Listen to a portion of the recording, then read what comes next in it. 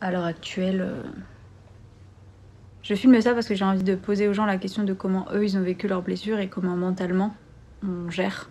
Puisque je ne sais pas où me situer entre de la résilience, de la peur, de l'appréhension, du doute, de l'angoisse, de la joie de voir des progrès tous les jours. Je sais pas. Je sais juste pas comment faire. Moi, c'est Clara. J'ai 27 ans, je suis vidéaste et le sport a toujours eu une place importante et à part dans ma vie.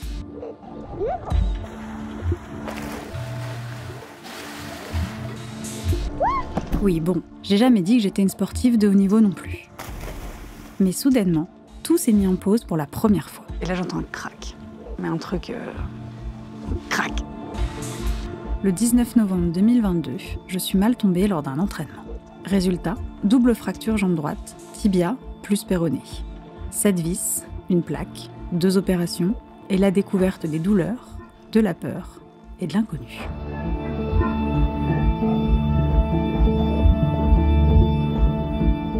Quand je tombe, je réalise pas tout de suite. Et à partir de là, je refuse de regarder ma jambe. Je m'allonge et je veux pas avoir cette image de ma cheville qui pendouille le long de ma jambe. J'ai vraiment peur sur le coup, parce que dans ma tête, j'avais peur qu'on m'ampute. Il y a les premiers jours à l'hôpital et toutes les premières fois. Les premiers pas en béquille, les premières douleurs, les premières questions et les premières pensées de courage. Puis la première fois seule chez moi, le premier coup de massue quand je me rends compte que mon quotidien va ressembler à ça. Mis sur pause, à regarder la vie des autres continuer à côté. Puis l'œdème, de nouveau les douleurs, l'impuissance et la détresse dans le regard de mes parents, la suspicion d'infection, le retour à l'hôpital, et ce chirurgien qui me dira seulement « on la garde, on réouvre et on regarde ». Nouveau coup de massue. J'ai peur. De nouveaux jours à l'hôpital. Et toujours dans le flou face à cet homme peu loquace et mes angoisses. Puis vient le temps du repos. Je suis chez mes parents et j'apprends à jongler entre cette soudaine dépendance aux autres et les quelques victoires d'autonomie. Dimanche 11 décembre, après une semaine à Lyon chez mes parents, on me rapatrie. Je vais revoir les montagnes et la neige, ça c'est cool. Là, ça me rend heureuse. Très vite, j'ai eu envie de mettre à l'écrit et en images ce que je traverse. Mes émotions et surtout mes peurs. Une tentative de les faire exister pour pouvoir les contrôler et les évacuer.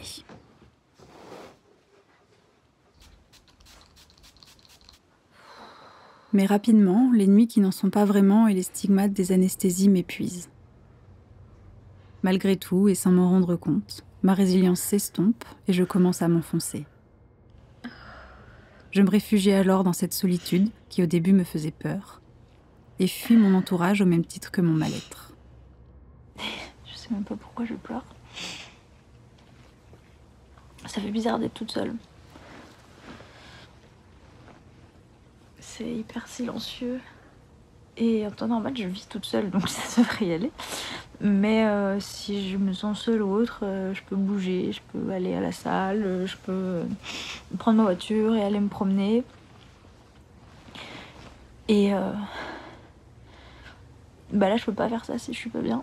J'ai un peu l'impression de pas...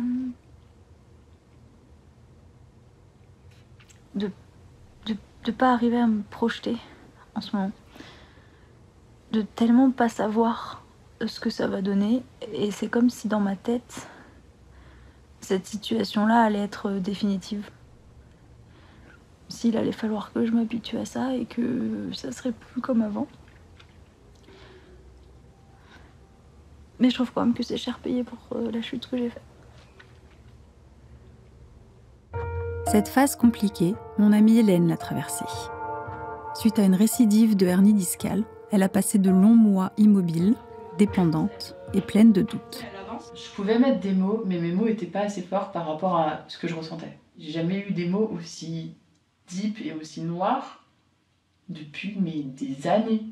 Et de me dire, Je sais pas si j'ai trop envie de le dire à la caméra, mais quand même, je pense que ça dit au téléphone, je crois que je... Mais non, mais en gros, enfin, genre après l'opération, où je me suis dit, ok, là c'est reparti pour une convalescence de 2 mois où je vais être alitée, machin, j'ai juste envie de me suicider là. Pour moi, le suicide, je me suis dit, mais Hélène, ça fait des années que t'as pas pensé à ça. Là, c'est un signal d'alerte, quoi. C'est. Mais à quel moment tu me dis ça? Mais après, il y avait un truc, genre, choc pour moi, c'est le moment où j'ai demandé à la psychologue, en fait. Ça a été le truc où je me suis dit, mon mental va clairement pas bien. Mon énergie se retrouvait divisée par plein de petits trucs. Me gérer moi-même, faire les séances de kiné, aller voir le psychologue. Tu sais, quand tu me disais, je suis pas trop là, je suis pas trop présente, et que je te disais, mais en fait, entre guillemets, répare-toi en fait. D'abord, et on t'en voudra pas parce que justement, cette énergie-là, garde-la pour toi. Et en fait, c'est ce que j'ai ressenti moi quand je me suis fait opérer, quoi. Enfin, tu saurais dire, genre, avec du recul, ce dont t'aurais eu besoin? Non, parce que moi-même, je savais pas de ce que j'avais besoin en fait. Si je le faisais pas, je sautais pas la fête. Bon, moi, je suis vidéo au premier étage, donc... Non, au pire, du coup, tu me serais cassé la cheville en plus. J'aurais fini comme Clara. avec en plus ton opération, c'est pas putain merde. Accepter d'appeler à l'aide. Pourquoi n'y ai-je pas pensé plus tôt? Je me tourne alors vers l'autre, au travers d'une sophrologue, et trouve enfin une bouée à laquelle m'accrocher. Cette ouverture signe aussi mon retour à l'extérieur. Test du jour, mettre une chaussure. Moi qui ai tant besoin de cette nature, de respirer pour mieux souffler, je me sens enfin libérée d'un poids. Alors, puisque mes premiers pas riment avec acceptation de soi, je m'autorise de la douceur vis-à-vis de mon corps, pour arrêter de lui en vouloir. Le moment où tu lui en veux, c'est pas toi réellement qui parle, comme je dis, c'est l'ego en fait. J'ai rencontré Marie au CrossFit. Elle aime se définir comme passionnée d'être dehors. Allez, c'est parti. Attention, hein. Le corps est alors pour elle un outil indispensable pour assouvir ses passions. J'ai donc voulu lui demander comment on faisait quand c'est ce même corps qui, justement, nous abandonne. J'avais pour projet de traverser l'Islande en trail. Ouais. Ça s'est pas exactement passé comme ça. Oui. Je suis arrivée là-bas déjà, c'est pas très sexy ce que je vais dire, mais je suis arrivée constipée. Je me suis dit, bon, c'est pas grave, ça arrive et on y va, tout va bien. Donc on court, premier jour 65 km, ça passe, deuxième jour 50, troisième jour 50. Et en fait, ce qui s'est passé, c'est qu'au bout d'un moment, j'arrivais plus à manger, à m'alimenter, parce que dès que je mangeais, j'étais vaseuse, j'avais des vertiges. Au bout de 250 bornes, j'ai dit, mais je pouvais plus, j'étais un zombie. Et je me suis dit, mais c'est pas possible, qu'est-ce que je suis en train de faire? J'ai beaucoup pleuré. Je me suis beaucoup remise en question ce jour-là, c'était très très compliqué mentalement. C'était le fait d'abandonner la performance et de pas être d'accord avec toi, ou le fait que tu sois mal plutôt Ben non, je pense que j'étais en colère.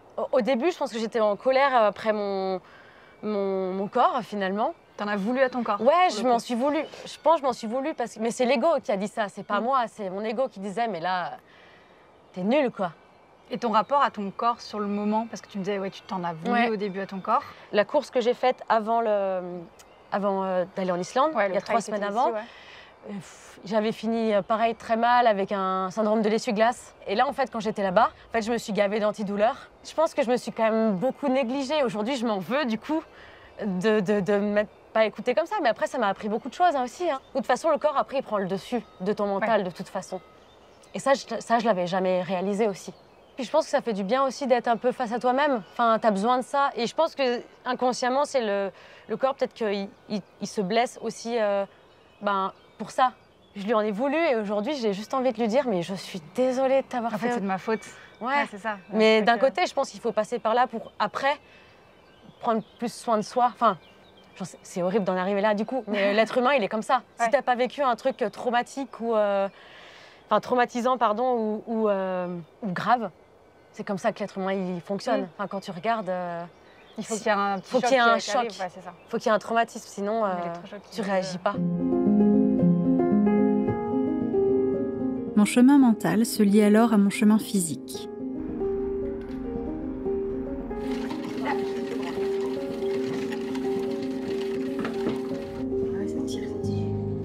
Je me pose donc la question de cette confiance en son corps quand celui-ci est notre métier et qu'on le blesse à répétition. J'ai demandé à Colline, skieuse freestyle, comment elle le vivait.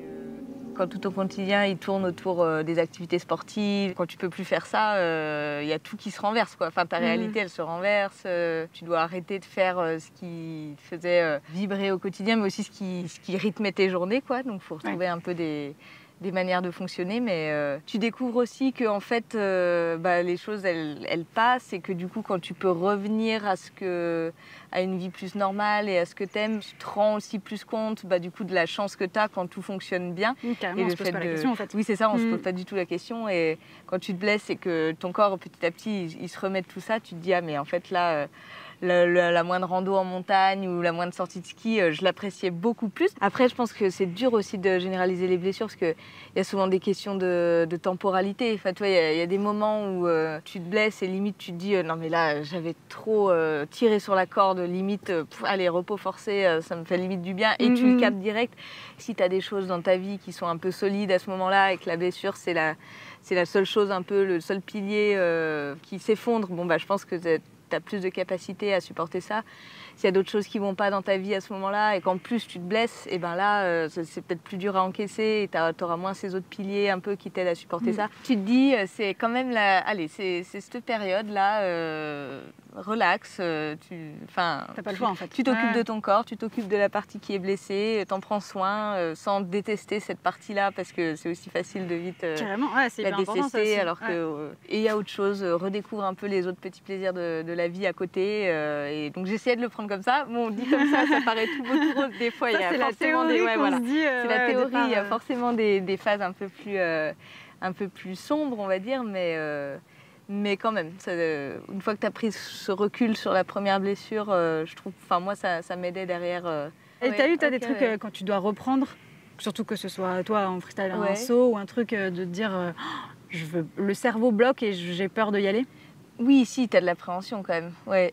Je pense que là aussi c'est cool. Enfin, moi ce qui m'aidait c'est d'y aller vraiment tout petit à petit et de pas se mettre la pression au début. De se dire oui les premières journées sur les skis t'es là genre mais là c'est pas possible, ça va pas tenir. Et en fait tu glisses, t'essayes d'être bien concentré sur tes sensations, tu te dis ça tient, ok, et de reprendre progressivement et de voir en fait que c'est bon, ça tient étape par étape. C'est vrai, pas brûler les étapes, je pense que ça aide aussi pour la confiance. Peu à peu, les peurs s'estompent. Et un semblant de vie d'avant fait même son apparition. J'ose tenter de nouvelles choses car je me sens de nouveau capable. Et la petite flamme qui m'animait semble s'être de nouveau allumée. Je conduis. Je conduis. Aujourd'hui est officiellement le premier jour où je peux retrouver de l'autonomie. Oh waouh! Soulever des poids, tu vas soulever un camarade blessé, etc. Du coup, ils reprennent un peu ce principe-là tout le temps. Là, ça fait plaisir de te voir assise comme ça et pas assise en flamant rose. Clara avec les béquilles et le pied comme ça. Et elle marche comme ça. Et attention, tout ce qu'il y a dans son environnement, faut pas toucher. C'était magique. Tu sais, on sent il n'y a pas trop d'adhérence et tout. C'est vrai, on le sent? Trop bien. Ouais. Elle est pas rouge. Ah oui! C'est dégueulasse au début. Hein. Franchement, on osait. Moi, j'ai rien. On se réunissait dans la cuisine pour en parler. On est d'accord, c'est dégueulasse. On allait se voir, on se disait ça. Oui. Mais c'est pas des blagues. Hein. On allait vraiment dans la cuisine dire c'est dégueulasse. Oui, je suis d'accord.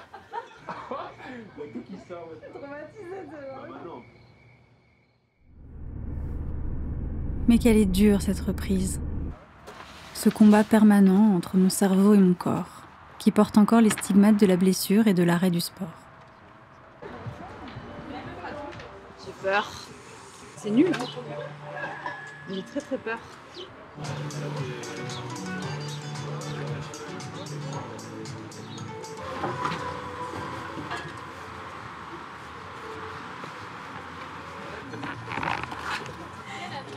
J'ai peur. Allez, go. En avant, là. Oh, j'ai pas envie. repart sur les bases. Réfléchis bien. Yes! Est-ce que j'arrive à fléchir? Oh, je suis pas bien, je tremble. Souffle. Et compresse avant. C'est que de l'eau, ça va bien se passer. Réfléchis pas. Ça va bien se passer, c'est que de l'eau. Allez, ça fait pas peur. Au pire, tu lâches. Hein. Je sens pas plus là. Je vais t'aider à partir, t'inquiète. Ah, je suis nulle. Allez, fléchis bien.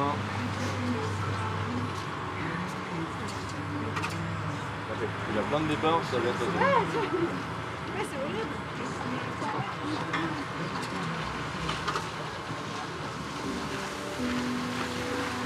Allez, on y va.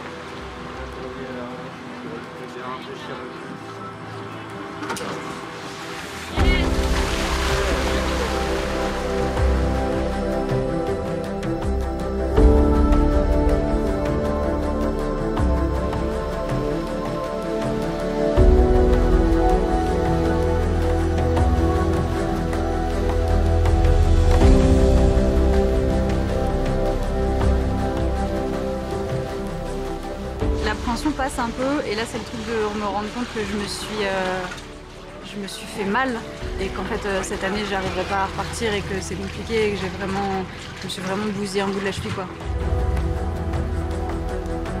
Je savais qu'il allait y avoir un moment où j'allais rencontrer un mur et qu'il allait falloir que je tape un truc et je crois que c'était un peu aujourd'hui. Je m'étais mis des objectifs trop hauts et des attentes vis-à-vis de moi trop hautes et que en fait je sais pas du tout ce qui va se passer. Et ça m'a un peu ramené à la réalité je crois. De me dire, ça se trouve, j'ai fait quelque chose qui m'a bousillé pour hyper longtemps et que j'ai fait de bêtises et j'ai peur de ne plus avoir envie et d'avoir trop peur. Et ça me ferait chier. De me dire que je vais me laisser bouffer par la peur de refaire des trucs et que des sports que j'adore, je peux plus les faire quoi.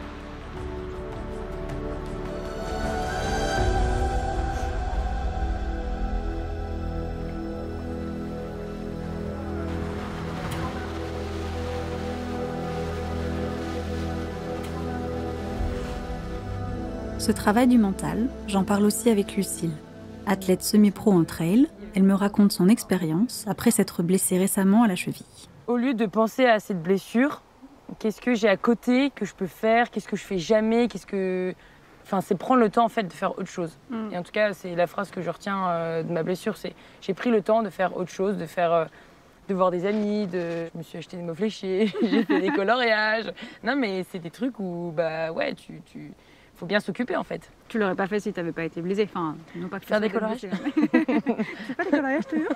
Des mots fléchés. Non, carrément pas. Et même revoir les amis, c'est vraiment vivre en fait le moment présent. Après, je te dis pas que ça a été simple. Hein. Qu'est-ce qui t'a amené à faire de la prep mentale? Alors c'est une bonne question.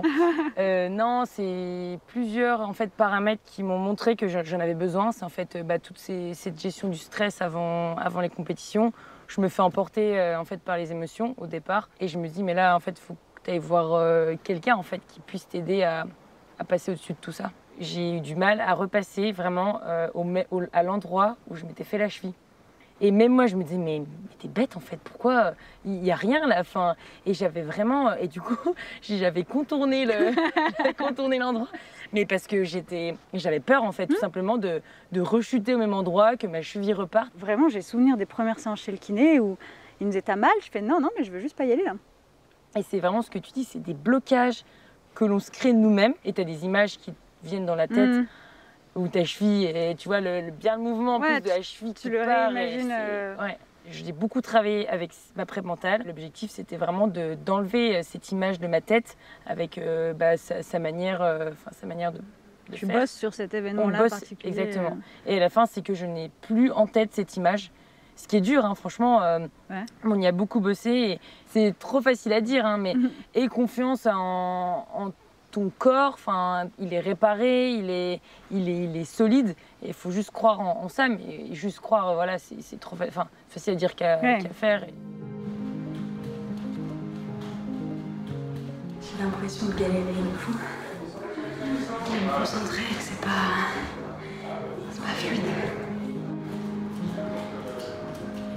Je prends alors conscience de la place de ce mental dans la blessure, mais qu'on peut aussi le travailler, comme un muscle. C'est ce que m'explique Agathe, athlète et préparatrice mentale. La préparation mentale, c'est essentiellement la connaissance de soi, donc aussi bien sur le plan physiologique que psychologique. Dans la blessure, en fait, c'est réapprendre à se connaître en prenant en compte cette blessure pour revenir parfois mieux que ce qu'on était à la base. C'est un ascenseur émotionnel, la blessure, il se passe plein de choses, c'est un vrai bouleversement. C'est quelque chose qu'on va vivre presque comme un deuil, il va falloir accepter que ce qui a été ne sera plus et ensuite complètement réorganiser, replanifier l'après. Dans cette replanification, finalement, la reprise doit rester une simple étape. Okay. On n'est pas sur quelque chose qui va être déterminant pour la suite, mais on va essayer d'aller se projeter encore plus loin. En se projetant vers des réussites, c'est comme ça qu'on va réussir à éloigner un peu toutes les pensées parasites et le discours interne négatif. On dit aux sportifs qu'il faut toujours chercher à être à 100% de son potentiel du moment. Donc en fait, il faut sortir de ce schéma de « avant, je pouvais faire ça ». Donc je veux refaire ça et je me focalise sur cet objectif. Oui, la spécificité de ces temps de blessure, déjà, c'est vraiment des temps à prendre. C'est un arrêt, une mise à l'arrêt forcée de la vie. Et c'est bien de prendre ce temps pour justement apprendre à se connaître, apprendre à comprendre comment on fonctionne réellement. On découvre plein de choses. C'est pour ça qu'il y a cet ascenseur émotionnel qui se met en place. Et éventuellement des dialogues qui sont un peu parasites et qui vont nous faire perdre de la confiance. Je pense que je fais face à beaucoup d'émotions négatives et de pensées négatives. Je le sens encore dans mes entraînements aujourd'hui où les sensations sont différentes, je me sens limitée sur des choses et j'ai vite tendance à m'énerver toute seule. Est-ce que tu aurais un conseil rapide ou un truc sur quoi on peut bosser pour essayer de gérer les frustrations? Ouais, de gérer un peu surtout cette frustration, je pense. Ouais. Déjà, conscientiser la frustration et bien comprendre qu'est-ce qui génère une émotion négative et ensuite essayer d'identifier quelle serait l'attitude souhaitée devant cette frustration. C'est vraiment une maîtrise du monologue intérieur qui fait que tu arrives vraiment à te commander et à te discipliner et à te dire « Non mais attends Clara, je ne veux pas être comme ça, je ne veux pas être frustrée. Qu'est-ce que je vais tirer de positif de ce qui se passe là, de ce qui se joue maintenant et comment je vais l'amener vers quelque chose d'utile ?»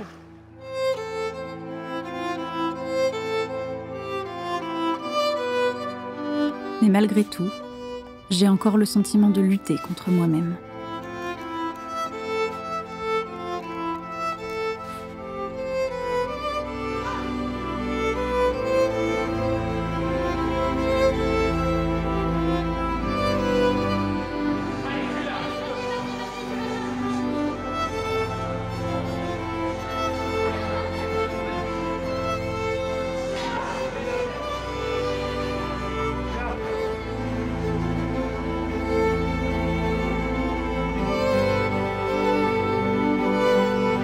Un traumatisme de toute façon que tu as vécu. Donc je pense qu'à partir du moment où tu vis ça, ton cerveau, il a enregistré ce qui s'est passé. Forcément, il a l'appréhension parce qu'il se dit « Oula, attends, là, il s'est passé ça à ce moment-là, je bloque ».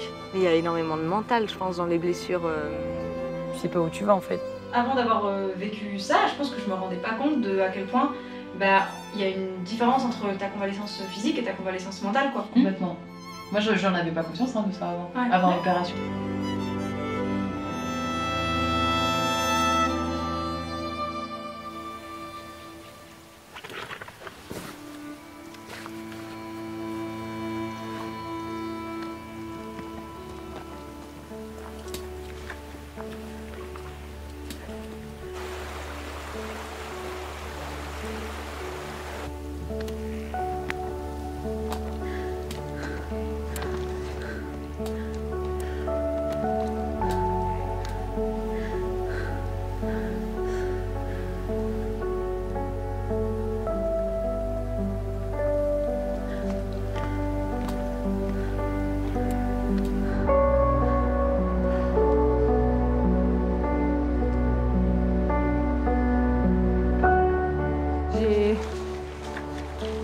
Envie du jour où je serais capable de courir en montagne comme ça.